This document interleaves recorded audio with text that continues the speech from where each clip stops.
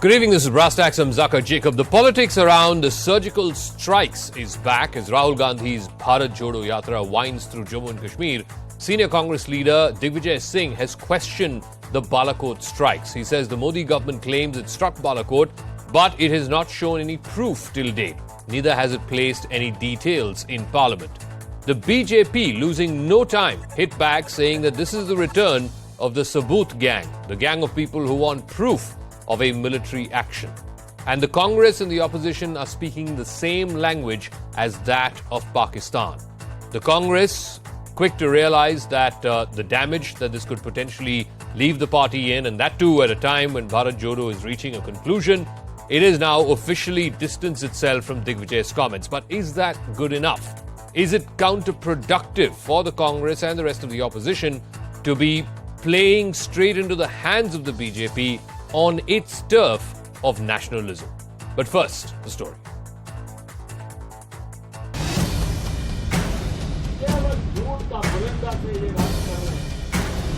Surgical strike की बात करते हैं कि हमने इतने लोग मार गिराए, लेकिन प्रमाण कुछ नहीं।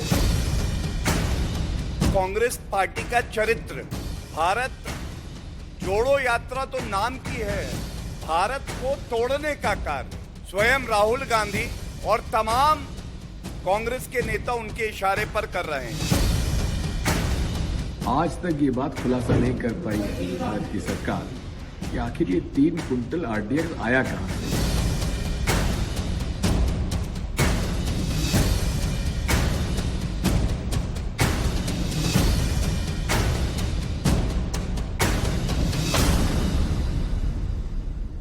All right, is it another massive self-goal by the Congress, and that too at a time when the Bharat Jodo Yatra was seemingly making some inroads? It's going to draw to a conclusion next week. But let me go across to our various guests who are joining us. Sanju Verma of the BJP will be joining us soon. Sanjay Jha is former Congress leader and political analyst. Lieutenant General Sanjay Kulkarni is former DG of the infantry. Dr. Nalan Mehta is author of the book, The New BJP, and Professor Brahmachalani, strategic affairs expert. Let me start with Sanjay Jha. Sanjay, I mean, look at the optics. On a day when the country is celebrating Parakram Divas, we are honoring the legacy of Netaji Subhash Chandra Bose and the Indian National Army. You have the Prime Minister renaming 21 islands and in the Andaman and Nicobar Islands.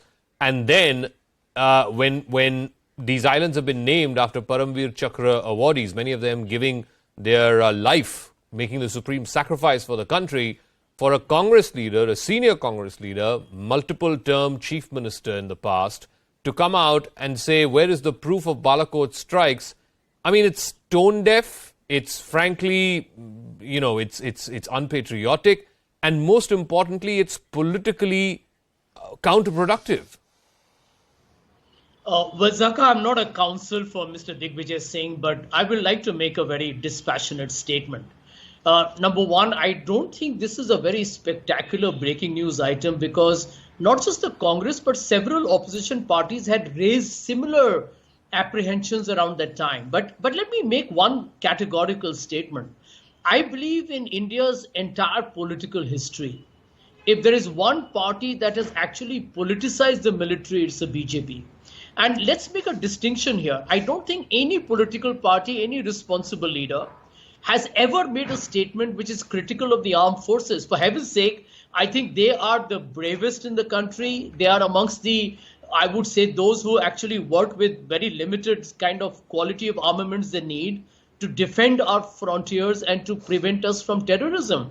I think the question here is not about the armed forces at all, which the BJP does, shooting from the, you know, the shoulders of the brave soldiers. No, but by repeatedly asking for proof, that seems to be the same trope again and again, Sanjay, that by asking for proof, it's not just a political point. You're not just questioning the political executive. You are also questioning the action itself, the military action itself.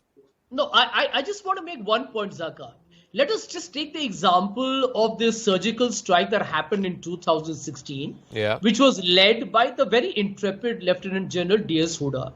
Mr. Huda was considered to be the principal architect behind that entire surgical strike. And I think the entire country is one on these matters. I don't think there's ever been any dispute on that.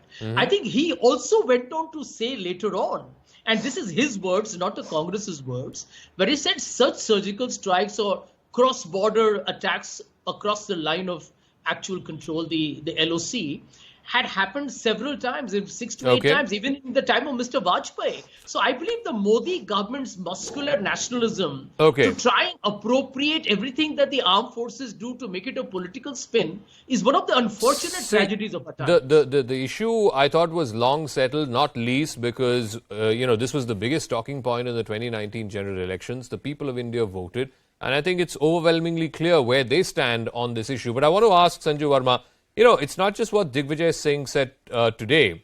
Rahul Gandhi said this in the aftermath of the surgical strikes, and I quote, "You are hiding behind the blood of our soldiers who have sacrificed their lives in Jammu and Kashmir. Our Jawans have given blood. They've carried out the surgical strikes. You are doing khoon ki dalali with the blood of our martyrs." Basically, what the Congress and, Digvijaya Singh, Rahul Gandhi, they're all saying is, no one has used the armed forces for political powers like the Modi government has done, for political purposes like the Modi government has done, whether it was a surgical strike, the Balakot air strikes, or, of course, whatever we are seeing in the run-up to 2024.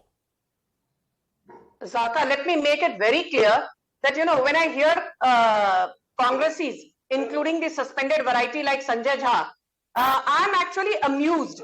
I am not, perturbed or agitated anymore, because I think the Congress has a history which is so unflattering when it comes to how it treats our brave hearts. And I'll quickly sum up, though this has been there in the public domain for a while now. Who called the ex-CDS, Bipin Rawat, who is no more, a Sadak ka Gunda?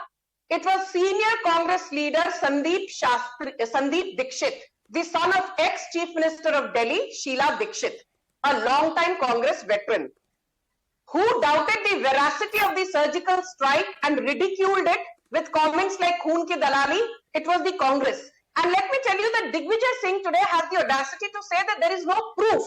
I want to read out, a tweet put out by ANI on 29th September 2016, which reads thus. This was at 12:15 p.m.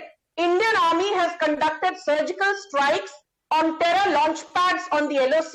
Significant casualties have been caused to Pakistan. Statement by DGMO. When the DGMO has spoken, when the then Defense Minister spoke, the Home Minister spoke, the Prime Minister spoke, why is it that you need more proof? Who do you want to give proof to you? I want to ask Digvijay Singh one question. Are you not the same person who, after the Batna House encounter of 2008, along with your leader Sonia Gandhi, you shed copious tears? You did not shed copious tears for Mohan Chand Sharma, the brave police inspector who lost his life. You shed copious tears for the perpetrators of the Batla House attack, the Indian Mujahideen. Are you not the same Digvijay Singh? Just a second, Zaka, who after the horrific 26/11 Mumbai terror attack, what did you say? Ye to RSS ki sazish thi. Had it not been for Tukaram Omle, who actually managed to lay his hands on Ajmal Kasab, who was then tried and put to death here, the RSS Sazish theory may have actually been vindicated, because there are so many people who want to lap up every trash that comes their way when they have to put the BJP or the RSS in the dock for all the wrong reasons. Okay. So let me expand, please. Let me expand to other guests also. They're all patiently waiting. Lieutenant General Kulkarni, as somebody who's been, lifelong in the armed forces, when you see this kind of political commentary coming in from major opposition parties, it's not just the Congress. We've seen Arvind Kejriwal ask questions or proof, supposedly, for the surgical strikes. We have seen numerous other leaders. I don't want to quote each of them, whether it was Randeep Surjewala, Mr. P. Chidambaram, Kapil Sibal, who used to be in the Congress at that point of time, all asking questions about or proof over the surgical strikes. Does it send out a message, particularly to our adversary countries, Pakistan, China, etc., that, look, the polity in this country is divided and we can exploit that division? whether it was an Imran Khan, whether it was a Xi Jinping, are they looking at these statements and saying that, look, they don't have a national consensus on as important an issue as national security? So we can exploit those divisions within. Does that message go across? Thank you, Zaka. I think yes. These are all irresponsible statements, and definitely the enemy takes advantage of it. They see that within the country, because we are a democracy, there are all kinds of talks and all kinds of views, and so blatantly being said so, which is highly incorrect. Because you understand who are our enemy, China, where everything is controlled. Who is the second enemy, Pakistan, where everything is governed by the army there. And well, Pakistan uses terrorism as an instrument of state policy. Here in a democracy, everybody seems to air their views, which is incorrect, highly irresponsible, definitely counterproductive, and something of which the enemy would take advantage of. Now, let's take all these, whether surgical strike, Balakot subsequently, or what's happened in Pulwama. Now, statements emanating that for Pulwama, you don't have Prime Minister, whoever it is. I'm apolitical. I've conducted all these kind of exercises. I know what it means. You don't take permission from the Prime Minister to move troops. These are administrative moves, which everybody takes. Should an incident like this happen? Well, it shouldn't have happened. But if it has happened, that's the reason why. A little bit of somewhere, something would have happened, and that is why. Now, to question these kind of things is absolutely irresponsible. Now, when all these things happen, you don't need enemy outside. You have enough number of people within the country raising kind of voices, which is very, very incorrect, because after all these strikes have taken place, like what he said, Jal Huda himself has said, well, these kind of things have been done earlier, have been being done now. There's nothing very extraordinary about it. But these kind of strikes, or Balakot, for instance, and counter, nobody takes the responsibility. Should something have gone wrong, I'll just say, should something would have gone wrong, were they not taking responsibility for it? And therefore, I think once a thing has been stated very clearly by the DGMO, who's come on and said what he had done, and this is what we have done. We've had the various corps commanders come and say how the surgical strikes were launched. All kinds of things have been said after that. I think it's not done. Let me ask Professor Brahmachalani, look at the timing, look at the context in which these comments were made. Pakistan, we all know, is in the doldrums. There are massive electricity cuts even as we speak right now in that country. There are videos on the internet where people are fighting for wheat flour. And you had a desperate, almost impleading sort of statement from the Pakistan Prime Minister last week asking for talks with India on various issues, including Kashmir. At a time such as this, when you know that your policy of isolating Pakistan is working, Pakistan's in an economic mess of its own, this kind of discordant note, if you will, how may it be viewed both in Islamabad and perhaps more importantly in Beijing? You're absolutely right, Zaka, to raise that point. That statement of Mr. Digvijaya Singh has been picked up by the Pakistani media, which is highlighting it. But the facts are so clear. Even before India issued its first statement on the Balakot airstrike, Pakistan acknowledged that Indian warplanes struck at Balakot. Can there be more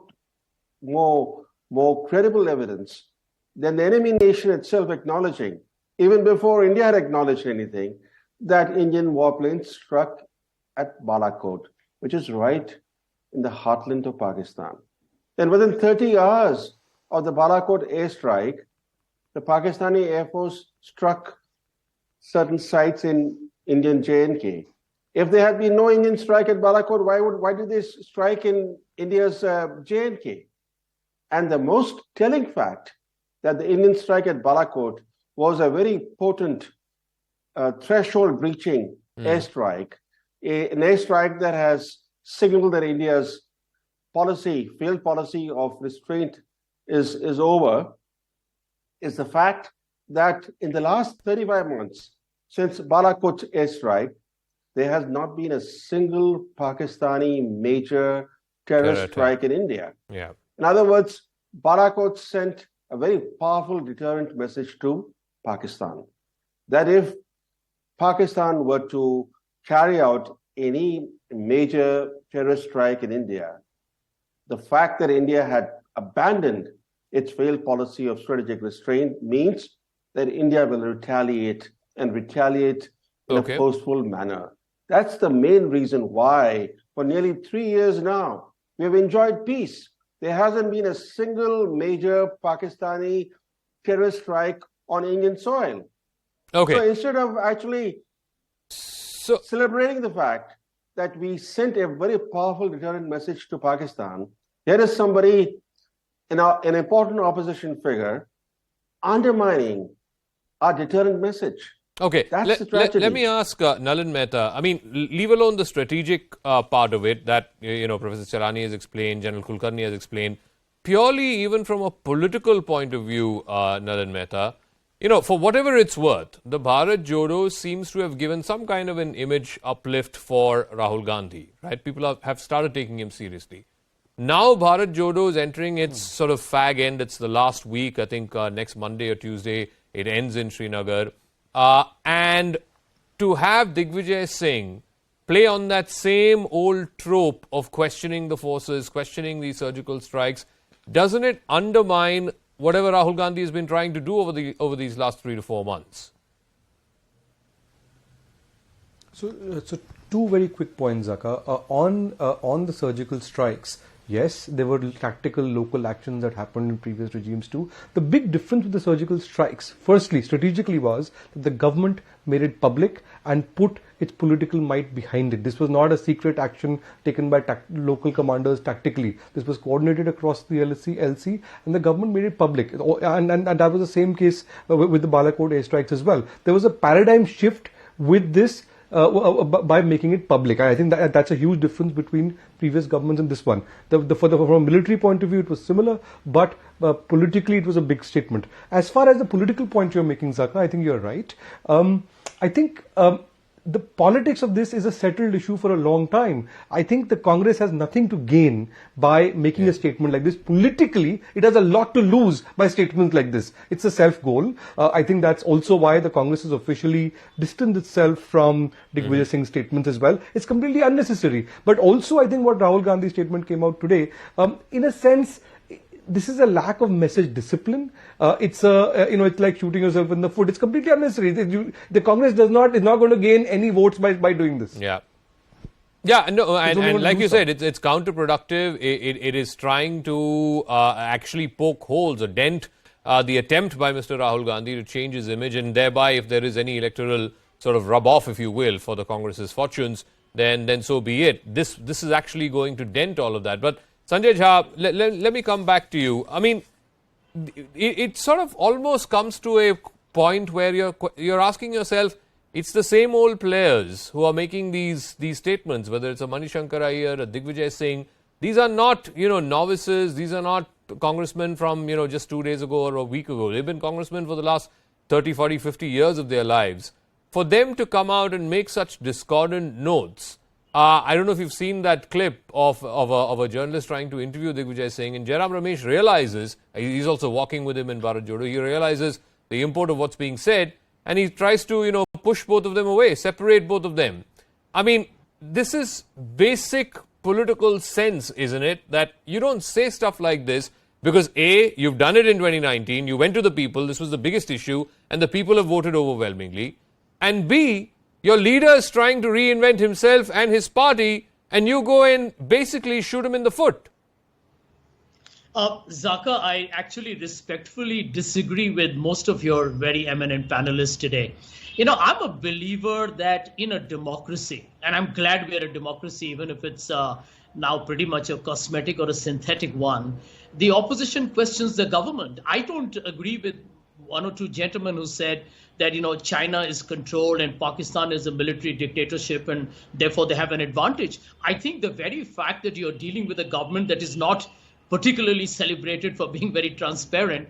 Mr. Modi's government, by the way, did not even come clean on GDP figures or employment figures. It reduces the government's credibility. I would like to make one point here. On Pulwama, for example, there are many reports that have talked about several intelligence inputs that were ignored. and you had 40 soldiers of the CRPF who were brutally assassinated. We all know Jaish-e-Mohammed did it, but the question remains that these are matters which are discussed transparently in Parliament, and the government never does that. I think if anybody from the opposition questions the government, instead of being critical and trying to brand the opposition of being pesky and anti-national, let's for God's sake be a mature country and say people can differ. It's not that every conversation is a political slugfest. And by the way, the Congress party has been part of several wars that India has beaten Pakistan in. So what are we lecturing the party for? I think the larger point that we need to understand here is the muscular hyper-nationalism by which the BJP exploits the military successes for its electoral gains, which I think is no. crude, Look, I think cheap, two points. I'll go to Sanjay Verma on this. I think one of the points is a valid one to ask about. 40 CRPF Jawans died. Clearly, a great amount of ammunition was brought in there. Was, I don't know, 30 kilos of RDX or something. So yes, do we know fully today, almost 4 years since Pulwama happened, how this man, a lone man, was able to carry this amount of RDX? How did he breach what is easily the most guarded highway in the country? All of those questions, Sanjay Verma, do they not deserve an answer? Don't the people of India not deserve to know an answer to those questions? You know, Zaka, I'm, not going to sit here and listen to the Congress today trying to digress from the issue. The issue is the fact that there have been repeatedly offensive and slanderous attacks on our armed forces, on our brave hearts with rabid impunity by senior Congress leaders. That's the topic of the debate. The topic of the debate is not inflation or employment or how good or bad the BJP is when it comes to upholding democratic ethos. Need I remind Sanjay Jha about the horrific days of 1975 emergency by Indira Gandhi? I will not get into that. That's a debate for another day. Let me be very clear. When the Congress says that, the BJP needs to put things in the public domain, I will remind him of the National Security Act signed off by ex-President Neelam Sanjeeva Reddy, and the architect of the National Security Act was none other than erstwhile Congress leader Indira Gandhi, who's no more.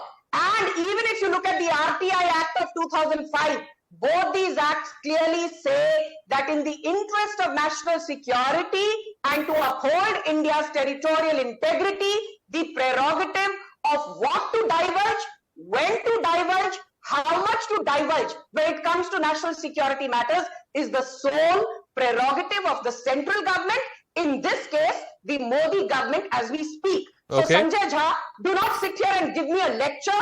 Go and educate yourself. Read the National Security Act. Read the RTI Act. And if you have a problem, why don't you petition the government of the day saying that it needs to amend the RTI Act rather than sitting here and doing this flip-flop about democracy khatre mein hai. I will just say this to you, Zaka. Give me 20 seconds.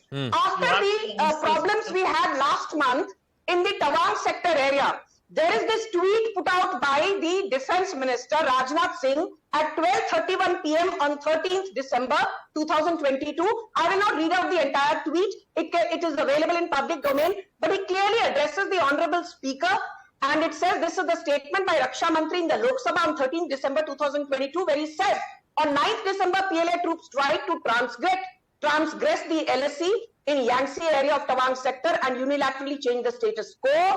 The Chinese attempt was contested by our troops in a firm and resolute manner. I don't wish to get into the further details. It's a lengthy letter. I think the defense minister clearly said not an inch of land has been taken. You don't believe Rajnath Singh. You don't believe Narendra Modi. You don't believe Amit Shah. Who do you believe? You believe a discredited BBC documentary which you have been trying to peddle for the last 72 hours to try and gain some electoral brownie points. Let me go to the experts. Let me go to General Kulkarni first. The whole point about asking for proof is, if you look at the statements, Imran Khan was Prime Minister of Pakistan at that time. His statements, his tweets from that time clearly show that action was taken by India. I mean, this is what Imran Khan said in the Pakistani parliament just 2 days after Balakot. He said they sent us the Pulwama dossier today, 2 days after launching an attack. The question is, could they have not sent it earlier? And if Pakistan had not acted upon it, then take action against us. Implied in that is that action was taken. As he said, 2 days after that, the dossier was sent. So when the Prime Minister of Pakistan, at that time the DG ISPR, all of them are tweeting and saying on record that the strikes did happen, for the principal opposition party to ask for proof or say, what was the fallout of the strikes, or did it actually happen, show us proof. I mean, again, does it not send out a discordant note, or does it, or should the armed forces, as professional as they are, leave out all this surround sound and just do their job? The surround sound is just part of democracy. Of course, Zaka. It gives a very bad image. It sends a very bad signal that within the country, as large as India, democratic India, doing well, and what does China want? China doesn't want India to rise. What does it use Pakistan as a surrogate state to ensure that India is not allowed to rise? So these kind of statements which emanate, and obviously imagine the statements emanating from their own people, saying that they were virtually shivering as to if we were not to do something and release the pilot, the things would go wrong. Where are these statements coming from? I don't see any of these statements coming from the Indian soil. All of them emanated from the Pakistani soil to say this is the kind of thing that was happening. And therefore, I would say, let's not politicize issues of national interest, national security. I'm not the least saying that don't question. Please do. If you have any doubt, have to question, walk up to the Raksha Mantri's office and ask him, what is it about? Rather than going out in the public and giving statements like these, definitely the enemy will take full advantage of it, and it would give a very, very bad image that, look, there is entirely, like you rightly said, discordant note. People are not on the same page as concerns the national security is. Let's exploit it. And that's exactly what they're doing. Exploiting what is happening. Professor Brahmachalani, I think one of the points that's irked maybe the Congress and maybe other opposition parties is also, like Sanjay said, and he's not incorrect, there have been strikes in the past as well, cross-LOC, cross-border strikes, but they were never publicized. No country used to sort of own up to it and say, okay, this is what we did. Now, there may have been a reason for that. It was okay in those times, in those days. But the Modi government, with the 2016 strikes and then the 2019 strikes, has gone ahead and claimed cross-LOC action. What the Congress and others are questioning is, what happened to that consensus? What happened when Atal Bihari Vajpayee was Prime Minister or Dr. Manmohan Singh was Prime Minister? You've, in a sense, crossed a Rubicon by publicizing this. Could you explain to the Congress and to our viewers why publicizing these strikes and, as you said, the disbanding this idea of strategic restraint actually better serves India's interests than what we have seen in the past? Well, first, Zaka, Balakot strike was a threshold breaching airstrike, was a kind of an airstrike that India had never carried out previously. This marked the first ever conventional military attack by a nuclear-armed nation on the sovereign territory of another nuclear weapon state. So not only this was a first for India, this was a first in international relations. Yeah. So Balakot was a very eventful airstrike. And the fact is that for many, many years, the Pakistan military has been using its terrorist surrogates. It regards them as de facto special operations forces and has employed them over the years cost effectively as a force multiplier against India. And the Balakot attack, by targeting the enemy's non-uniformed soldiers, these terrorist proxies, sent a very powerful message that India's restraint no longer exists. But talking about proof, let's go by the Pakistani government statements. Yeah. On Pulwama, Mr. Digvijaya Singh wants proof on where the RDX came in from. In 2020, speaking in the National Assembly of Pakistan, the then Science and Technology Minister Fawad Chaudhry said, I quote, "Our success in Pulwama is a success of this nation under the leadership of Imran Khan." Can there be a more candid admission of Pakistan's involvement, of Pakistan actually being behind the Pulwama attack? Similarly, on Balakot, as I mentioned, You don't need any evidence. It came from the Pakistani government. They acknowledged the attack even before India acknowledged the attack. So I think this politicization of the Balakot airstrike is very unfortunate. Deterrence works if the punitive response to aggression is prompt and effective. And India responded to the Pulwama terrorist attack in a way that sent a powerful deterrent message to the Pakistani generals. All right. The Pakistani generals now are uncertain about the extent or severity of an Indian military response in case there were to be another terrorist attack. All right. Okay, so I'll give Nalin Mehta the final word. Just politically, tomorrow Rahul Gandhi is going to hold a press conference. On Monday, Bharat Jodo will conclude in Srinagar. Do you expect some amount of clawing back on what Digvijaya Singh has said? And just on the national security question, Mr. Gandhi, for example, has been going on and on the question of China, these repeated transgressions that we're seeing both in the northern sector as well as in the eastern sector. Do you see a sort of recalibration by the Congress and sort of pivoting onto the China question and the extent of transgressions there? Or do you see Mr. Gandhi doubling down on what Digvijaya Singh said? Because it's not very much different from what he himself said a few years ago, saying Khoon ki dalali. So on this, Zaka, see, the Congress has distanced itself officially today from Digvijaya Singh's comments, but I don't see the Congress. By the way, I agree with Sanjay that the opposition must question. I think there's a debate that must happen. That's fine, including on issues around China and so on. But somehow the way the discourse has carried out so far, it is not doing much for the Congress. This is not a very, the Congress has not been able to make much headway with the critique in the way that it has portrayed it so far. It's really been boomeranging on it. My personal view is that I don't see Rahul Gandhi backtracking. I think he'll double down. I think the Congress will double down on this. But so far, this kind of a discourse, the BJP has dominated the discourse on national security. You can agree or disagree with its viewpoints, but I think the Congress has found it very, very difficult to dislodge the BJP on that. But I don't see Rahul Gandhi backing off from it. I see him doubling down. All right, we'll see how this plays out. Tomorrow will be his press conference. But clearly, like I said, this issue was put to test in the court of public opinion. This was the biggest talking point in the 2019 election. And the results are overwhelmingly clear on one side. And if the opposition still hasn't picked up its cue, then, who do you blame? I mean, other than themselves.